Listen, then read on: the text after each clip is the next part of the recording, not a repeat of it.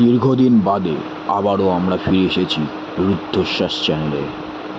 রুদ্ধশ্বাস, ঊর্ধ্বশ্বাসকে রুদ্ধশ্বাস করতে আবারও চলে এসেছে রুদ্ধশ্বাস। কিছু সাময়িক কারণের জন্য আমরা কন্টিনিউ করতে পারিনি, তার জন্য ক্ষমা প্রার্থী। চলো শুরু করা যাক শেষ ট্রেনের যাত্রী। শেষ ট্রেনের যাত্রী। রাত প্রায় 12:30। সিলডা রেলওয়ে স্টেশন তখন প্রায় ফাঁকা। শেষ ট্রেনটা ছাড়ার অপেক্ষায় দাঁড়িয়ে আছে প্ল্যাটফর্মে। বাতাসে হালকা শীত আর চারদিকে এক ধরনের অদ্ভুত নীরবতা। অর্ণব, এক সাধারণ চাকরিজীবী, দৌড়ে এসে ট্রেনটা ধরল। আজ তার খুব দেরি হয়ে গেছে।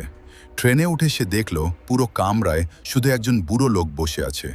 সাদা ধুতি, পাঞ্জাবি আর চোখে অদ্ভুত এক শান্ত দৃষ্টি। অর্ণব একটু অস্বস্তি বোধ করল। সে দূরে একটা সিটে বসে পড়ল। ট্রেনটা ধীরে ধীরে চলতে শুরু করলো।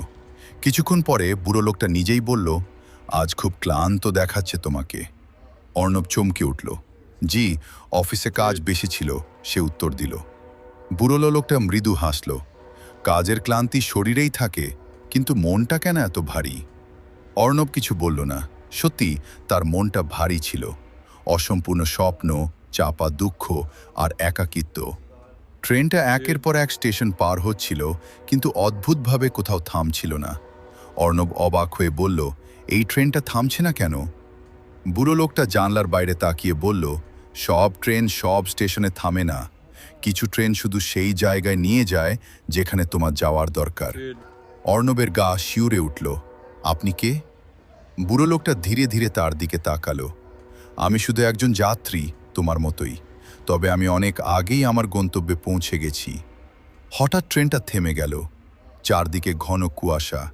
কোনো স্টেশন বোর্ড নেই, কোনো মানুষ নেই। অর্ণব দরজার দিকে তাকালো, তারপর আবার বুড়ো লোকটার দিকে ফিরল, কিন্তু সে নেই। সিটটা খালি। হঠাৎ লাউড স্পিকারে ভেসে এলো, পরবর্তী স্টেশন তোমার সিদ্ধান্ত। অর্ণবের বুক ধরফর করতে লাগলো। সে বুঝতে পারল এই ট্রেনটা আসলে তাকে কোথাও নয়, নিজের ভেতরে নিয়ে এসেছে। সে ধীরে ধীরে নেমে গেল। পরের দিন সকালে কলকাতার ব্যস্ত রাস্তায় অর্ণবকে দেখা গেল নতুন একটা হাসি নিয়ে হাঁটতে। সে জানে জীবনে ট্রেন থামবে কিনা সেটা সবসময় তার নিজের হাতেই।